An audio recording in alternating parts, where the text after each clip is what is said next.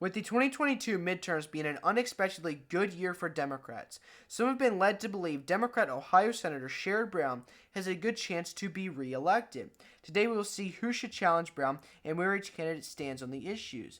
Starting with Frank LaRose. LaRose is Ohio's Secretary of State who won by a whopping 20.1%, outrunning J.D. Vance by massive margins.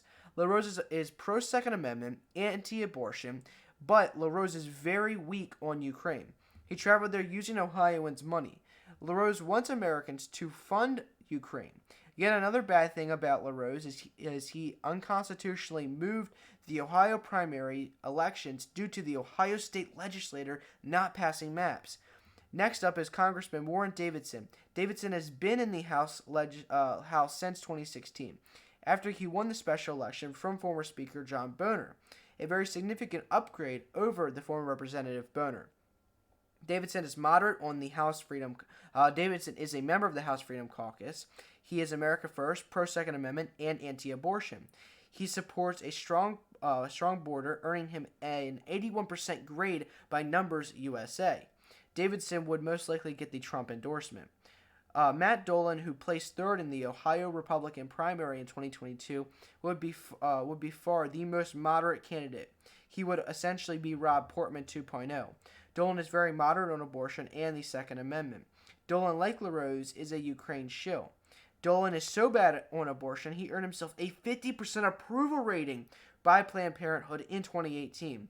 He also voted no in SB 23 that would prohibit abortion after the fetal heartbeat.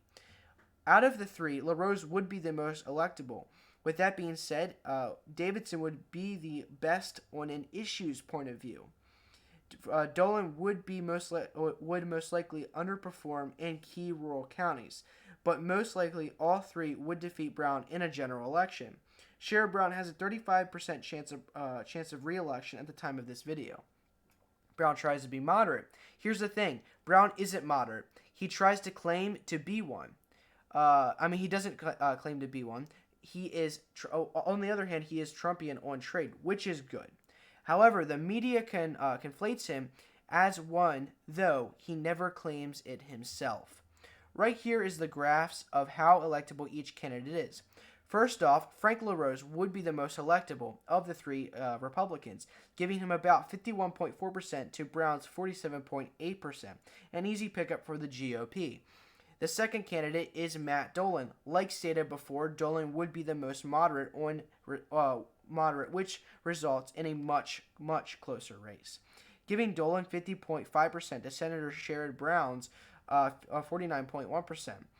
The third and final candidate we'll be talking about will be Warren Davidson. Now, Davidson is a relatively electable candidate.